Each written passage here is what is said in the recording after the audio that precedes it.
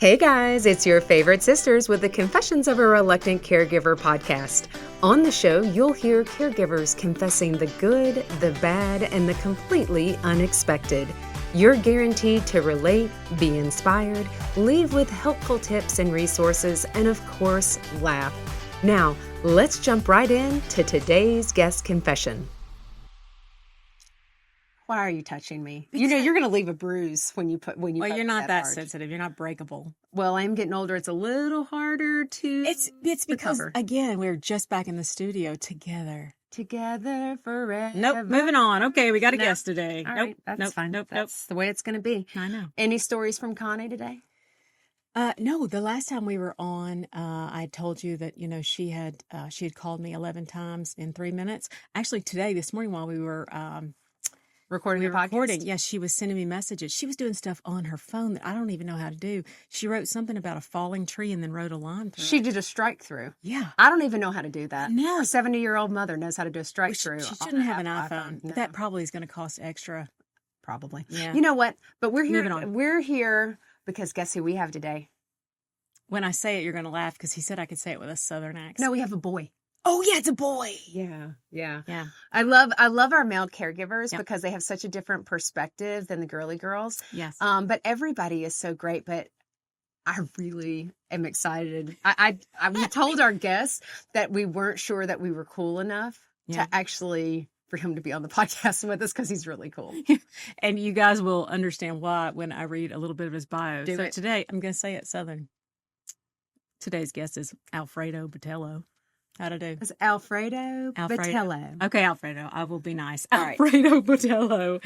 And he is a man who wears many hats. Get ready, guys. He is a novelist. He is a screenwriter. He is a bar owner. My favorite. He is a corgi dad to George and Dottie. We're all dog people. I love that. We're all dog people. Now, Alfredo has worked on projects ranging from indie films to big studio hits, but he has written... Well, he's written many books, but he has written a book now that has caught our attention. Get ready, guys. It's called Spin Cycle, Notes from a Reluctant Caregiver. God, he's meant to our brother. No, he was meant to be our brother. He is. He says, spoiler alert, it hits hard and it's real for anyone who's been in the caregiving trenches. Okay, here's the story. Behind screenplays and books is a story that many of us can relate to. It is messy, complicated, and deeply human. He is speaking my language. Alfredo became a caregiver for his mom, Lisa, after his stepfather, Jim, passed away. And Alfredo admits he didn't fully recognize at first the illness of his mom, really what she was going through. Yeah. He describes moments of get ready again, frustration, confusion, and snippiness. Well, that is my life. Wow, snippiness all the time. I feel like I'm snippy party of all too common in caregiving, but rarely talked about. And that is what I like that he said. True honesty there. His mom's Alzheimer's journey became his own crash course in caregiving, a seat of the pants education he wasn't prepared for, and says he wished he'd written Spin Cycle years before. Alfredo, we are so happy to have you here. We love you. Yeah. I know. Our honorary brother. I love that because he's reluctant and he's speaking my language. I know. So, and then when he said he got snippy and he got impatient, that is my life. Yeah. I'm trying to do better. I'm trying to get grace. So thank you for being on. Thank you for writing your book about reluctant caregivers. Oh, I love that. Well, thanks so much for having me on. And yeah, the second I saw the title of your podcast, I knew I was going to bug you until you said yes. Oh, so, yes. I'm really happy to be on here. And I don't know, I kind of want to talk more about Connie and her kind of cryptic poetry about trees that you just talked. Wow, man, I think mom's got some hidden talents you might not be acknowledging. Oh, you would have to see the mini texts that I get. Actually, that could be my own book. Text from Connie. It's amazing. Just a coffee table book of screenshots, and let people interpret and understand. Take them. And the greatest art is ambiguous anyway. That makes me feel better. Yeah, that's how I make my millions. I know, right? Well, it's totally true. If you could see our text group between Emily, our younger sister, and us, it is a combination of rants, updates, and images that really help to really get the person who is reading it to get the feel of how we're feeling. Yeah. It was really interpretive. So, but it's not about us. Yes. It's about you. Exactly. So we're going to start from the beginning. Yes. You were born. but then you're going to kind of give us some background about your family and then bring us up to caregiving, like bring us up to speed. So tell us a little bit about yourself so that we kind of paint the picture. Sure. So I was born in Madrid, Spain. Oh, cool. Don't speak a word of Spanish. Well, I mean, enough to order a burrito if I have to under pressure. But my parents emigrated when I was just a baby. So Mm-hmm. dad and mom settled in Los Angeles, Mm-hmm. and that's where I grew up. And they divorced when I was around 6 or 7. Dad's Spanish, mom's German. So I speak German, which is not that useful in California. But I remember my dad saying at the time, well, a lot of bankers speak German. That's probably a good idea. So obviously I didn't go to banking. So anyways, Not remotely. not remotely. Yeah.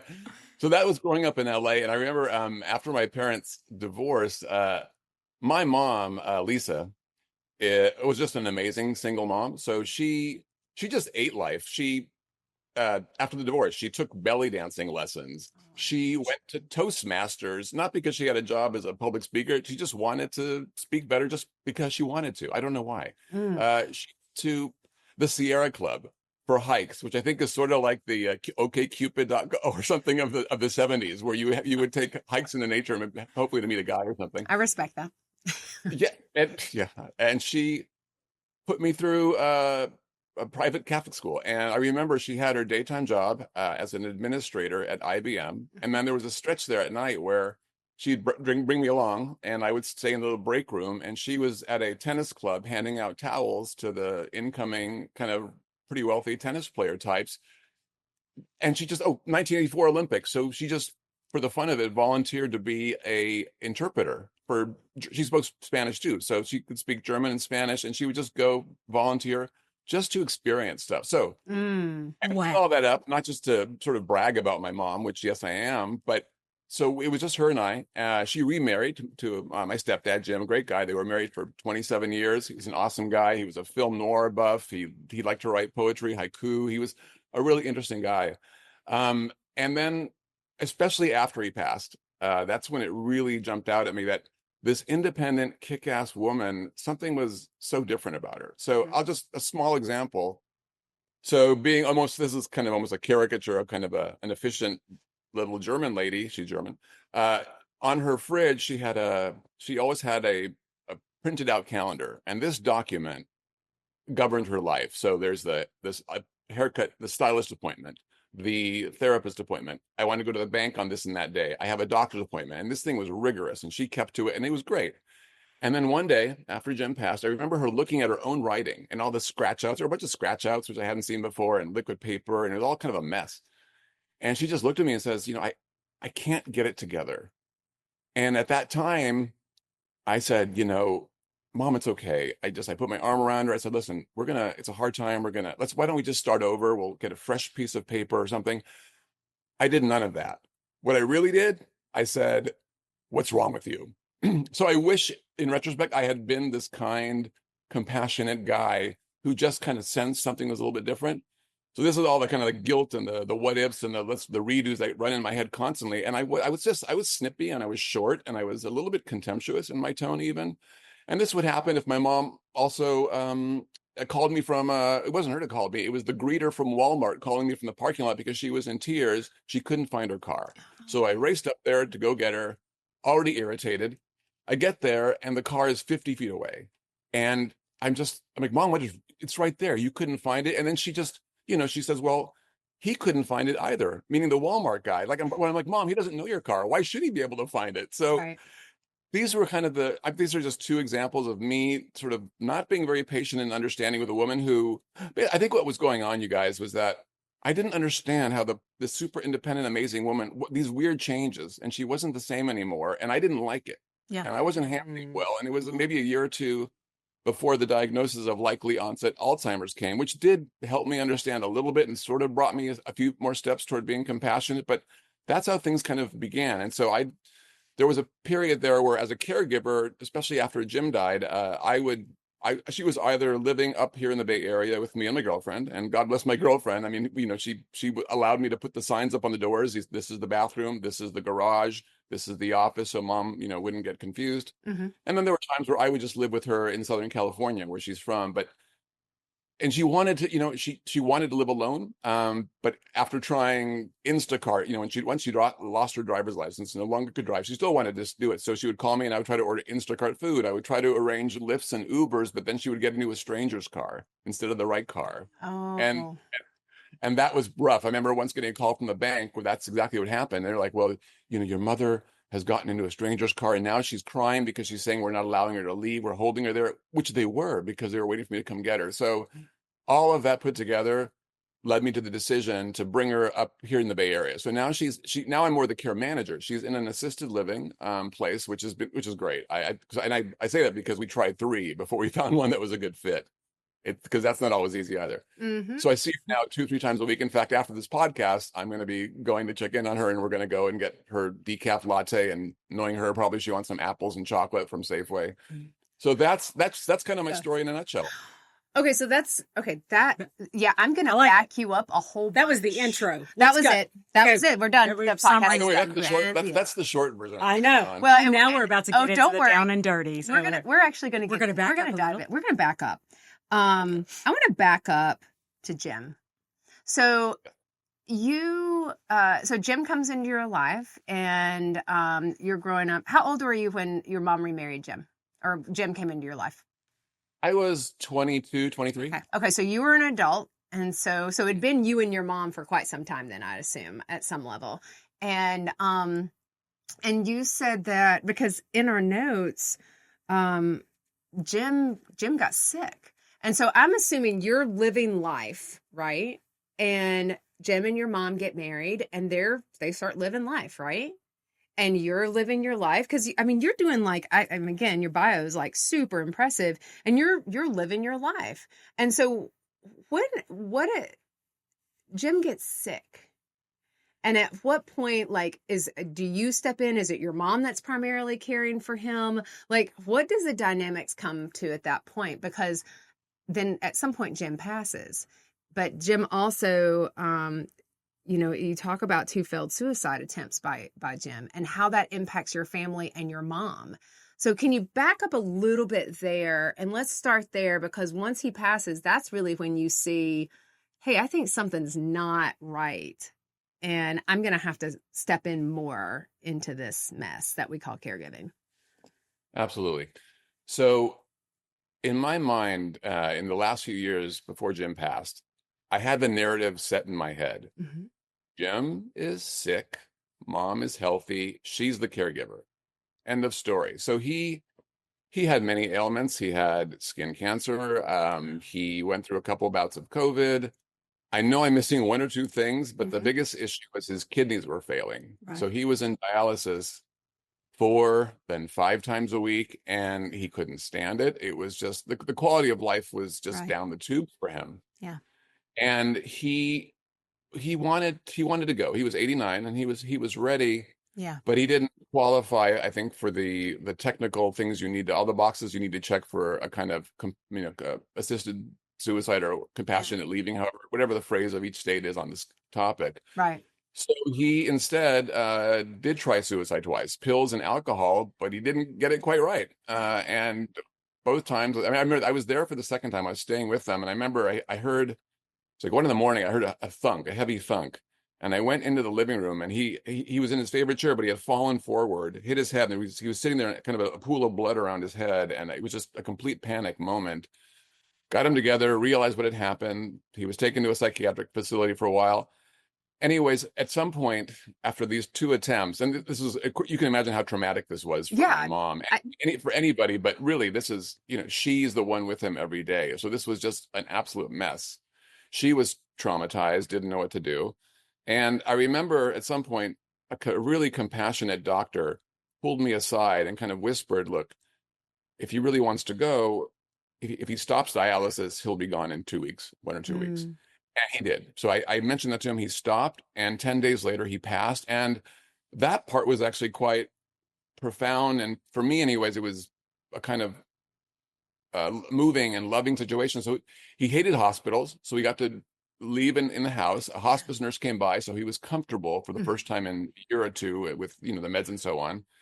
And I was able to play, and this is something I learned, is how the primary things like taste and sound, this is whether we're talking about death or dementia or other things, that stuff stays after language goes away and so on. So I would play for him some of his old favorite 60s and 70s songs. Yeah. And I could tell he really liked it, even though he couldn't really communicate that well, or he wanted his back scratched. Like something as primal as just having your back scratched.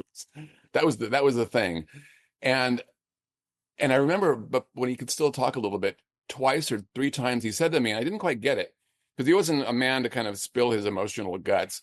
He would say to me, so, meaning after he goes, so you will take care of mom, right? And I was like, oh, this is what a ridiculous question. I'm the only son. Of course I'm going to take care of mom. Like, why are you asking me this even? I thought it was just kind of a bizarre question. Yeah. Mm-hmm.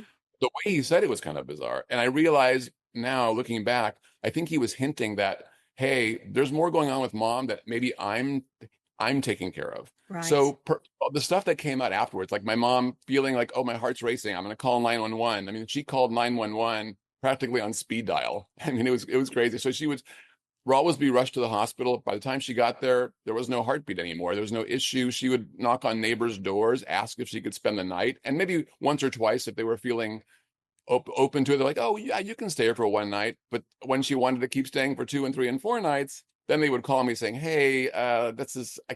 So the bottom line is the narrative flipped. I realized, no, they were both sick and both taking care of each other in their way. And it was a massive aha moment that Jim, who was cognitively sharp till the very last moment, was probably running a lot of interference and cutting off and basically talking my mom down as she was driving him to all the appointments, getting the food, making sure he made all the doctor's visits. And then the old one-liner I had about them had changed, and they were both each other's caregivers, and now she had lost hers, so now it was time for me to step in. Okay, this is a perfect place for a pause. Yes. Because then we'll transition. This is interesting. We'll be right back. All right, everybody, we are here with Alfredo Botello, and we just talked about when his stepfather passed away. Mm-hmm. And so first question would be your thought after he passes away, because you didn't really recognize, Jim has asked you, okay, you'll take care of your mother. But when this happens, did you think mom's going to be fine and she's going to keep not living fine. She's going to be, she's going to live. And she's going to progress with her life. She's still driving. Is that kind of where you're going to go back to your career and everything's going to be, she's just going to age in place? Is that kind of where your mind was, Alfredo? Or Absolutely. I thought, okay, maybe it was sort of like after she divorced my dad. I mean, maybe now at 80 years old, she wouldn't go into belly dancing lessons and Sierra Club hikes. Okay, fine. All right, fine. We get it. Look, maybe she loves word search puzzles.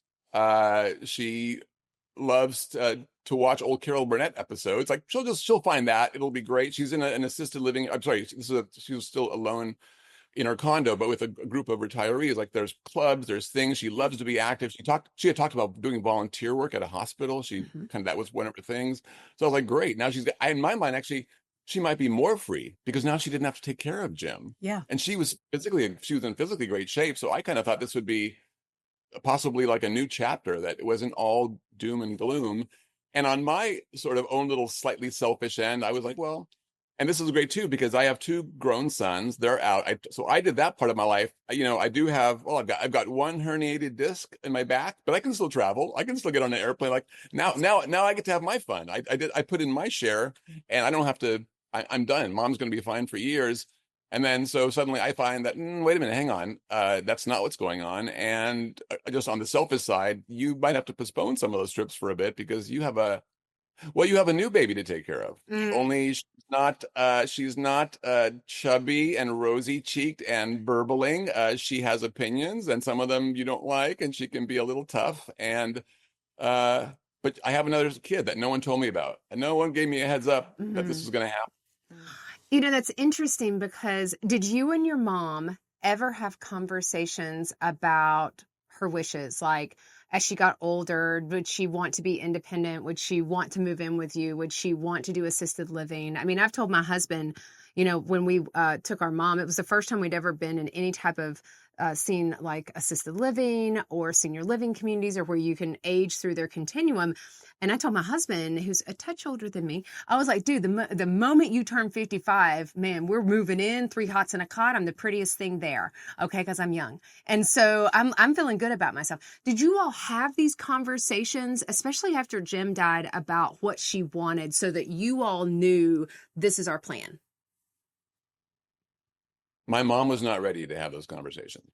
Even at 80? In the years, yes, she was not ready to have that. She was not in their mindset to have those. I tried to bring it up a couple times. I tried to bring it up earlier when they were both still together, and she was just not ready to think in those terms. And so, no, all that stuff did end up being sort of seeded. I remember, this is so kind of ridiculous, but this is a kind of a window into, I'm sure maybe other caregivers have had something similar. So she had a therapist who she liked. And after Jim passed, she asked me to come and join her for a few of the sessions. And there was one point after the diagnosis of Alzheimer's where she had kind of this very lucid moment where she was like, I think it's, because I had brought it up a couple of times, I think it is time for assisted living. I'm like, oh, great, she's ready.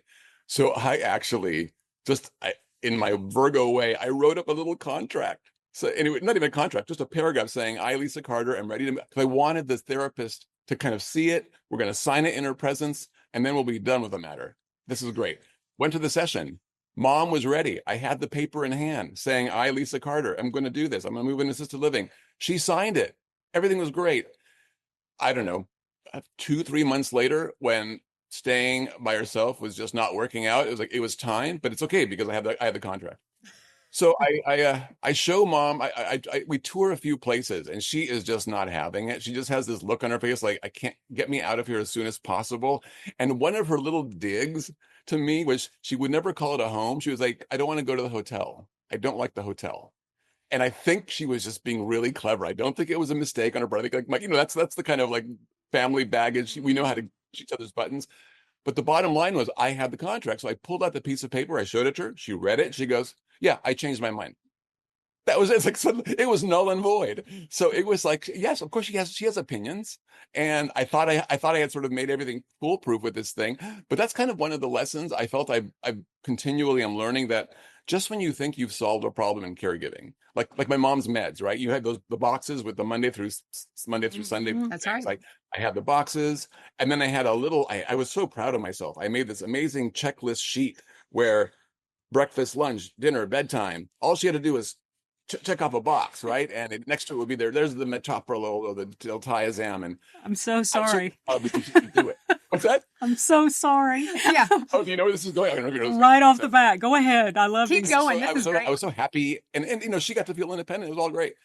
And then there came a time where I thought, okay, problem solved. And then there came a time where she would check the box and go, wait, to me, asking me, did I take the medicine? And I go, well, you must have, because you checked the box, and you only check the box after you take the medicine.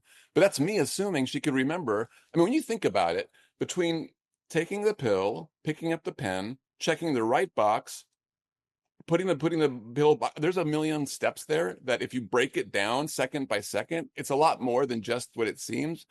But this is the thing I've learned, like, just when I think something is settled, whether it's assisted living, the meds, everything is continually changing. So one thing that's me as a person who I like a certain amount of stability, predictability, that's just who I am. Man, once you're a caregiver to someone, you got to throw that out the window. You might have your plan A, and that's great, but you better have plan B and C. And okay, and even if you don't have plan B and C, you better get ready to come up with them, because there's nothing's ever fixed. And the med thing had to change, and we had to go to a different system. But you've got to, it's like, if you're not ready to roll with that, you're just going to be pissed off, right? Frustrated, resentful, all that stuff. So that's one of the biggest things I've had to learn, is to pivot and to use the old sports metaphor, take what the defense gives you kind of thing. That's what I've learned. That is his real, you got to be able to roll with it or make changes, or otherwise you're just going to be pissed off. Because that is so true. When you talked about your mom's med box, I'm thinking about how many. We went through a spiral notebook. We went through the huge pill box. I mean, we went through so many steps, and each time they failed, I got to that same point. I was like, but I did this. And so what you're saying, though, being open to the fact that it's just going to have to keep changing. It's never perfected. That is, you are on spot there. So I think for everybody. We can totally relate to that. I know, we relate. So So you're supporting your mom. And at this point, is she living with you? You all are splitting locations? Is she coming to your house sometimes? Or because you mentioned that you went and sometimes you'd be in Southern California with her. So what's the living situation as this continues to evolve? It's split.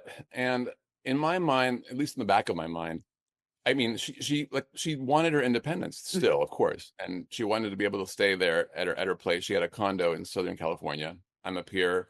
I'm living in a house with my girlfriend, and this was right in the wake of Jim's death. So I thought, well, this is kind of temporary. I mean, she's in a tough spot emotionally. She just can't be alone. So but I realized like a 1 or 2 week trip wasn't going to do it. Like she was not ready. So for the first, I want to say at least 6 months, it was a mix of the two. So I would constantly fly down there, and it was during COVID. It was amazing. I was like one of 3 people on the airplane. So it was great. I never never had to wait.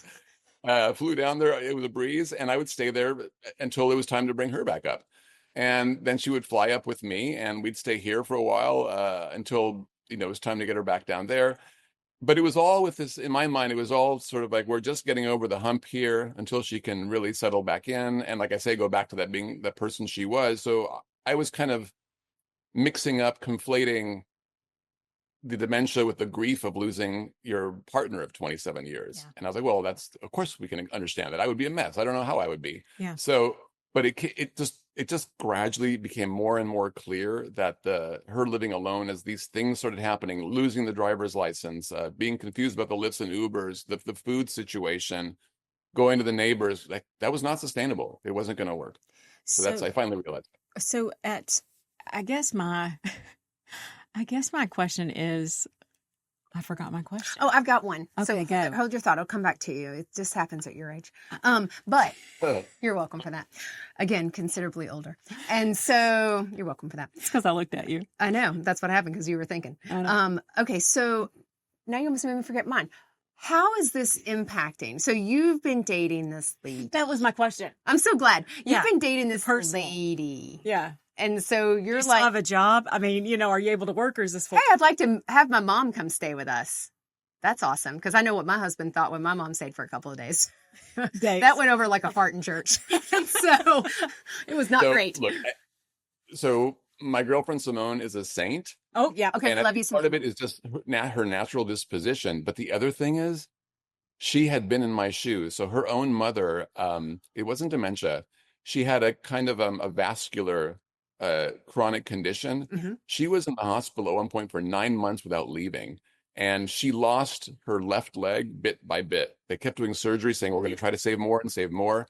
So Simone, every day after work, would go to the hospital until the end of visiting hours, 10 o'clock. So I think she had already been broken in to what it meant, to what a disruption it was to your life to be a caregiver. So I think that experience primed her for it, in addition to, like I say, just being, just a very compassionate, giving person who is willing to have mom live with us for a while. So all power to her. Yeah. How about your career? Because you do have a very successful career. Yeah. Like movies I've watched and seen and love. So Yes. what are you working? Like how do you make that happen when your mom's getting not in an Uber? Like, when she's getting in somebody else's car, you're having to go. Mostly you get that. her. Like, Yeah. cut. And you're like, Sure. hold on just a sec. Be right back. No, go ahead. Yeah, it did. I had to kind of, again, sort of pivot and figure stuff out. So as an example, so we'll talk about the screenwriting maybe in a second, but so the bar ownership at the time, I now own one bar. I own two at the time. So, and mom at that point was living up here with me, and she just didn't want to be in the house too much alone. So when I had my, a couple of times a week, I would have meetings with my managers and my other co-owners. So I was like, wait a minute, just bring mom along. It'll be great. So I brought mom along to these dark dive bars, and of course I'm cringing because she's this super clean, like you could eat off her kitchen floor, and the bathrooms in my places are unspeakable. I wouldn't go in there. I barely use my name. And I certainly wouldn't wear any kind of open-toed shoe in my own place. So she would come and bring a book. She likes she's kind of these coffee table books of little sayings, I think, because they're little small, digestible. So she would bring that. And that really worked for quite a while, but Yeah. there was times where if the meeting went more than 2 hours or so, she would start sort of pacing and she would like be walking behind us, and I could tell like mom's ready to go. But that was my first attempt to kind of keep my life going and just integrate her Yeah. into it. And it helped for a while. As for screenwriting, the good news with screenwriting is you are on your own schedule. So you you hustle, you run down. In my case, you go down to LA, you take maybe a week of meetings, frantic meetings, and you're pitching something, or maybe someone's pitching an idea to you, and then you come back with your ideas. But the bottom line is, once you get the job, you get to disappear for 6, 8, 10 weeks to go to Okay. write the thing. And that the good thing there is then I'm making it my own schedule. So I do my thing, and this is now to this day. So now, for example, I am working on something, but I know where my mom is, and whenever I visit her, absolutely critical is when I leave, I put a little note on the kitchen counter saying, Chato, that's my nickname in the family. Chato will be back, and I write down the date, and then she doesn't have to worry anymore. She's not like, well, when is he coming back? And I that note to me, that simple thing was one of the biggest breakthroughs I had about not having her feel worried or anxious, trying to remember when I'm going to come. Because I'm like, well, I could put it on the calendar, but the calendar is now a little bit too confusing. But this one little note, which only has one date on it, that works. So now I'll go and I'll see her, and I'm able to balance. Luckily, because the screenwriting gives me the flexibility, and that's how that worked. Okay, we're gonna take. I can't believe it's already our second break. No, hurry. This is really good. Okay, we'll be right back. Okay. All right, everybody, we are back here with Alfredo Botello. All right, next question. So I just want to get right on into reluctant caregiving. Yeah. The spin cycle. So because listeners everybody is always afraid to talk about the really hard. So I want to talk about some of those moments when you said, this is hard and I'm frustrated. Like, what prompted you to write the book? Because you said, I should have written this 6 years ago. Like, what are the moments that you say in the book? What are those things that you share that, what is your reasoning for reluctant caregiver? I looked around after realizing what was going on with mom, and I could see that there were kind of practical, almost bullet point, how to be a better caregiver books. And there were maybe a few memoirs, mostly penned by women, and that's all great. Yeah. But what I was missing was the emotional comfort of knowing I wasn't alone. I couldn't find that anywhere. That really drove me nuts.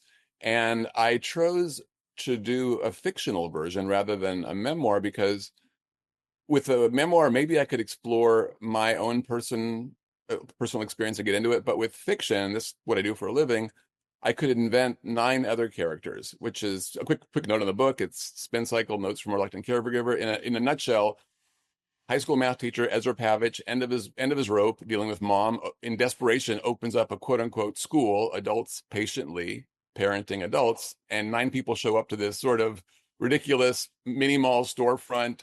It's more a support group than an academy, but he wants to think of it in exalted terms. But it's a place where desperate people can share their problems. And just hearing, so for me, when I'm reading something, or it could be anything, whatever your thing is, it could be, I don't know, a painting or a piece of music, something where you feel that someone is being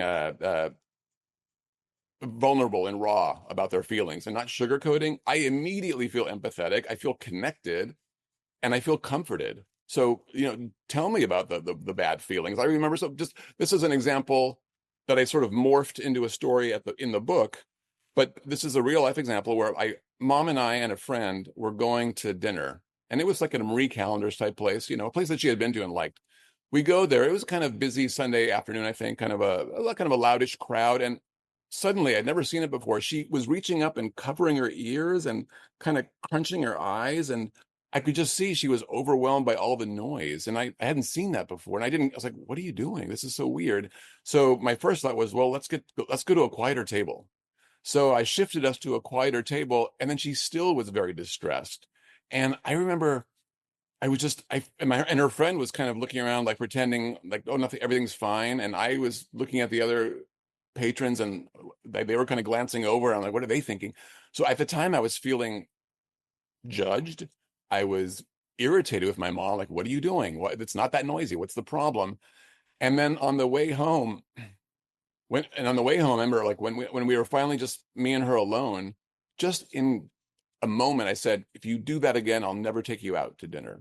Mm. And she was crushed. And I wanted her to be crushed. I was angry. I was pissed that she had embarrassed me. So it was about my shame, my embarrassment. For all I know, the other patrons didn't care. They probably didn't even notice, but this is my issue. And the thing about it is she might forget the words tomorrow, but she will not forget the problem is she won't forget the emotion. Mm. She won't forget the emotion. So then I was trying, how we sometimes say sorry without saying sorry. So a couple of days later, I was like, hey, let me take you out for a meal. And she said, last time you were really pissed. And I was just brokenhearted because that means it stuck. Like I had a bad moment. I even as I said the words, I knew it was wrong to do it. But that's the kind of stuff I want to talk about in the book, because I think we do those things sometimes. That's human. That's real. And I've got, there's 9 characters in the book. So there's 9 times, however many anecdotes and experiences they share of stuff just like that, where you're not your best self. And it takes time, I think, to develop this ability to go. So maybe on a lighter note, but also something that happened. So my mom would sometimes call me Joe, and Joe's her brother who died about 30 years ago. Now, in the beginning, I would correct her. No, Joe is dead. I am not Joe. So I won the argument, right? Sort of. No, yes. I got the facts right, but it didn't matter because she would just look a little bit confused and alarmed, and it was a battle not worth winning. Mm. And I finally realized what is the harm in me saying, oh, let me check on that. Let me see when he's coming. Or, oh, that's great. I'm glad, Joe, you know what? I think he is visiting. You're right. Don't correct her, because there's nothing to come of it. The more important thing is to have a response that I think just kind of keeps the situation from escalating. And then, eventually I'm going to pivot anyway, and we're going to go get our favorite coffee, and it's going to be okay. But I'm not telling you this, by the way, as some guru sitting on a mountaintop who knows better. This is like trial and error, and me doing a lot of what I think are embarrassing, awful things until I barely get there. So this is kind of aspirational, more than realized. So these are the kind of moments I wanted to talk about in the book, and I got to obviously invent some that I've just heard about, or that I just feel are believable. That hopefully, the bottom line is, if anybody picks up the book and is like, oh, I'm not alone, I'm not the worst person out there, then I've done my job. Exactly. Mm-hmm. I'm not alone. Yeah, I'm not alone. I think that's interesting. I think it's funny and respectful. I'm going to just, be authentic about it and just be honest about it. I didn't realize it was fiction. And yet I don't think it's fiction. I think it is your truth inside of characters, and it feels a little protective. And so, but then you offer a lot of, based on what you've heard and other people's experiences, you enriched it. You brought many different perspectives to caregiving, from the perspective of each individual character, and then how they interacted. I think that's super interesting, as opposed to just, this was my experience. This is, and so I really like that. It's a voice for a lot of people. It is. And that's the part that I really like. I do like that. Because it is hard to, here's the thing. There's so much shame, because I can totally relate. I told my husband I hated him on day 6. He had cancer. I always say, like, who tells a person who has cancer that they hate them? And, or who argues with a cancer patient? I did. Right. Not my best moment. Not even remotely my best moment. And yet I felt so pushed about things. But you're right about, like, I didn't even put on Facebook that Jason had cancer, because I was more concerned, honestly, about how people would look at me. I didn't want people to look at me different. I didn't want that. And Jason's he was super private, so he didn't want that. But part of me, if I look back and I'm really honest with myself, I didn't want that more than he didn't want it. And so that's the part that is the reluctance of our title for the podcast is, I'll tell people now, I was like, I'm a crappy caregiver. I get frustrated. I'm impatient. I'm like, let's just do it. Let's just get it done. I'm like, why are we arguing about this? Just go do it. And so I'm going to tell you, like, your comments resonate with me so personally. The snippiness, the impatience, and I don't care how much I know. I still do it every now and then. And I still have to get better. And it's okay. And sometimes you might get crappy with the person that you're helping. And then you're like, oh, well, crap. I did that again. Like, it's the truth. So where are you at right now? You said you're going to see your mom. Where's your mom right now? How are you guys? How you doing now? She's right now. It's a really good period, and I'm not going to count on it to last forever, but things are really good right now. So the place she's staying, uh, it's great. They basically she's happy because it's very social, and they just keep her very engaged. So she loves the activities coordinator, a lovely young woman named Mariah. So they do things like, sure, my mom does love. She's very hard of hearing, so some things she can't participate fully in, but she loves bingo, balloon badminton. So you get to, that's exactly what it sounds like. You're there with with a balloon, a long balloon, and you get to bat around another balloon. Like I want to do that, Yeah. and I could have wanted to. I mean, they have happy hour on Fridays where these two guys come in and play live music. Beach Boys, Elvis, the stuff that the residents there would relate to. Um, it, and this I've seen them happen where this person Mariah. I've gone in, and my mom is still in many ways a girly girl. Like she grew up in the '60s, so for her, Jackie O is like the icons. And she would tell me stories of when we went to the movies. Then you wore white gloves. It was an event, Exactly. And getting on an airplane, same thing. You dressed up. You dressed up. So she loved. So she likes to have her nails done, right, and her toenails done, and hair, and everything's got to be kind of just so. I go in there once, and I see Mariah painting my mom's nails, and there's three other women there also waiting their turn. Anyway, they just made me think that. I guess, I mean, obviously you guys don't know Mariah, but to me, it's like, if there is a heaven, she's first in line for sure. She's going right on. Like she's chosen, I'm guessing she's late 20s, early 30s tops. Like she's chosen this as a vocation. So of course it makes me feel super grateful. And then all the crappier about it. Yeah. Like I'm not painting my mom's nails. I suck. Yeah, exactly. So you put this, this is a little anecdote I should share with you guys. I wanted to take a trip, like a 2-week trip. But I had to leave my mom, and I was so nervous. Like, what's it going to be for her if I'm not there every 2 or 3 days, like on my schedule? So in desperation, I went on Craigslist and put out an ad saying, "Hi, I need someone for 2 weeks who can show up a couple days, take my mom to Starbucks, sit with her, do her word puzzles." And I got an avalanche of replies. Now, most of them were not, I can do it. Some were, and I did hire somebody, but a lot of people were just like, "Oh, this is the most touching Craigslist ad I ever did." And I thought, "Oh, this is probably the best thing, like the nicest thing I've ever done." And my mom's not going to even be aware of it. It's a Craigslist ad, but it came out of desperation because I didn't want to have to worry about her. Mm-hmm. But the point is, I found this woman, Sharon. She was great. And I went in there when it was time to kind of pick mom up after my trip. And I go in there, and she's got mom's pant legs rolled up to the knee, and she's massaging my mom's calves and feet. And I'm just like, and again, I think I have never done that for mom.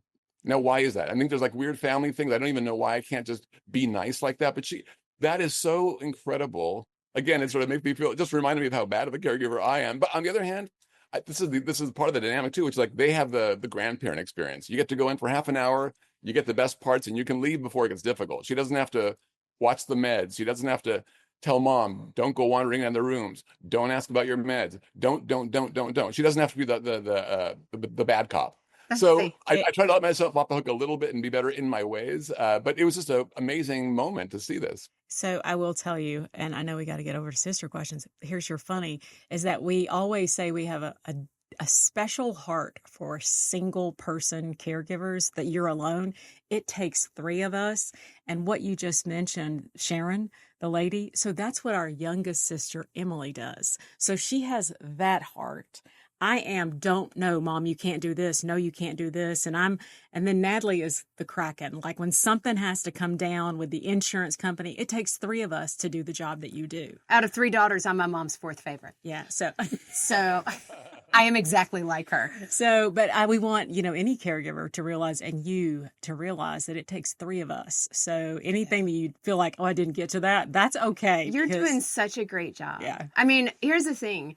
I hear the love for your mother in your voice. The fact that you worried and said, I'm going to be gone for 2 weeks and I don't want her to be distressed because because I go see her every 2 to 3 days.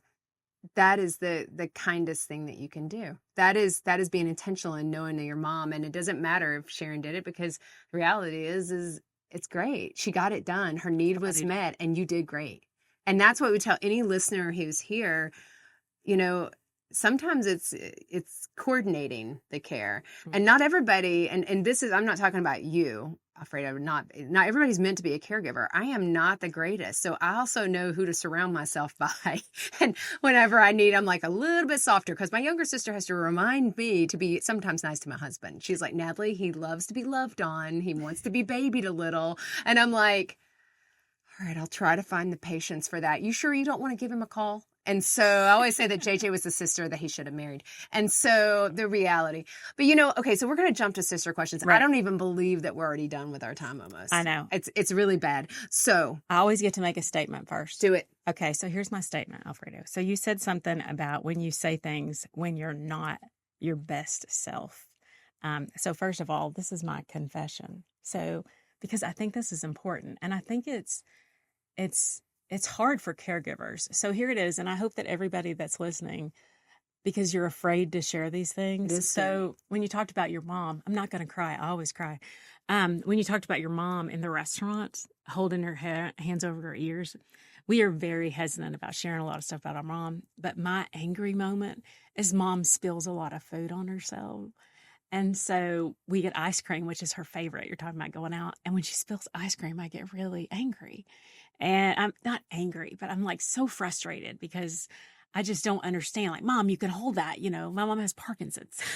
But I'm like shaky. I'm like, Mom, you just hold the spoon, or put the napkin. And it's not that I'm not mad at her or anything, but I think, it's just me frustrated because I want to keep her clothes clean and I want to make sure she looks nice. But I think to any caregiver out there, that's okay. You're just tired and you're doing laundry and you're doing all that. And those things are okay. So thank you for saying it's okay for me to have those days when I'm not my best self. So thank you, Alfredo. But here is my question, because I thank you for allowing me to have that realization moment. A recommendation that you would give for somebody when you're not in your best moment. Like, what were you able to do when you got that snippiness? Are you still learning? Did you learn? Like, what do you do when you're at that moment? Like, stop, Mom, or that snippy moment? The umbrella answer to that question is entering their reality as much as I can. And that's not easy to sort of try to be in the lens of that person to kind of see where maybe they're coming from. So an example, taking Mom to Starbucks. So she, in this period of her life, like some of the filters go away, like social norm niceties and so on. So she loves toddlers and babies and loves to like just ooh and ah over them. So we go there. And invariably, when a young mom comes in with her kid, my mom pops up on her walker, scoots herself over, gets right in their face, and is just like waving at the baby and saying hi. And that's all fine. But normally, I think the unwritten social rule is you make the compliment and then you go about your business and then they go get their coffee. But at this stage, if my mom wants to stay for 10, 15, 20, 30 seconds longer, which is an eternity to go to a stranger and fuss over their kid, the most amazing thing happens is that, so for on my side, I don't try to pull her away anymore. I don't try to say, okay, Mom, let's go back to I let it roll, because what I've seen is that to a person, people intuit something's going on. They just do. And this is a moment where I have faith in humanity again, because they just get it and they don't mind. And they're happy to have the baby. And sometimes they'll lift the baby's hand and have the baby wave back at Mom. And it just tickles my mom to no end. And I just realized, so my old self would be like, let's not embarrass ourselves. Let's not overstay the welcome. But now I let it go. And so letting that go is entering her reality, which is, this is amazing. And just real quick on a side but super related note. So when I wanted to stay connected with my older son in high school, he played football. I didn't play football. I was like a theater guy who kind of made fun of jocks. That was kind of my thing. Yeah. So it seems appropriate. So yeah, karma, right? So it's all good karma. Anyways, so yes, we still had sushi and old heavy metal music in common, but I wanted as many points of connection. So when he got into football, suddenly I found myself volunteering to work at the snack shack. And then I got promoted to the chain gang. I didn't even know what a chain gang was, if I'd had to do with prison in the 30s, but apparently, like, you get to move the chains every few yards for a new down. But I got to be up close. So basically, I was entering his reality. Yeah. So I wanted to stay connected. So to this day, he loves the Oakland Raiders. So I don't even know why. I hate the Denver Broncos. I just don't know why. I just don't supposed to. I love that. Best dad. You're like, Yeah. I mean, I hate them. Right? So, but the point is, that was like I realized. Oh, wait a minute. This is no different. I want to stay connected to mom. So why not do the if she wants to spend more time with the babies, or like I'll show her on YouTube. We communicate a lot by the laptop because of the hearing. When we're out, I'll look up videos, either babies or puppies, or ideally babies playing with puppies. Oh, even better. Both and I'll flip it around and she'll start laughing, and I can tell she likes it. So I'm now like, why can't I be like a 2-year-old or 3-year-old and enter and just enjoy the joy of puppies, because they are perfect. Dogs are perfect animals. We kind of talked about that before we went on air. Babies are perfect. They can't yet lie and do all the things that we learn later. So why not just, instead of thinking, oh, this is silly, or let's you've had enough of that, let's get back to reality, go with her reality. And I think the truth is we're gonna both be a little happier. And that's what I learned with my son, and that's what I learned with my mom. There's no better takeaway than we're both going to be happy. You're exactly right. Yeah. Instead of worrying about what everybody else thinks, just be happy together. Spend that time, because in the end, you're never going to remember who those people were. You can't even remember their faces if you really think about it. You can't remember it, but you remember how you made your mom feel. Yeah. And that feels pretty darn good. Yeah. All right, here's the last question. The last question. And it's always mine. What is your favorite guilty pleasure? What do you do just for yourself that you enjoy? Ooh, boy. I know, right?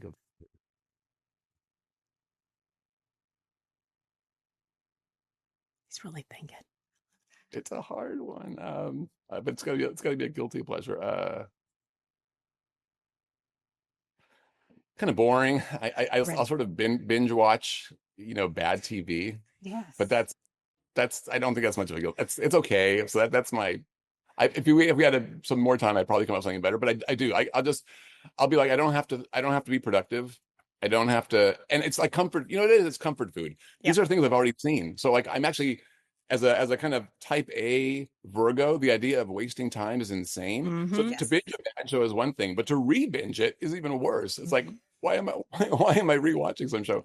That's sort of, but that to me is like my mind being able to wind down for a few minutes. So Natalie's is Hallmark movies, so you're fine. Same answer. It's the same ending every time. My husband is like, Hallmark is so bad, and I'm like, zip it.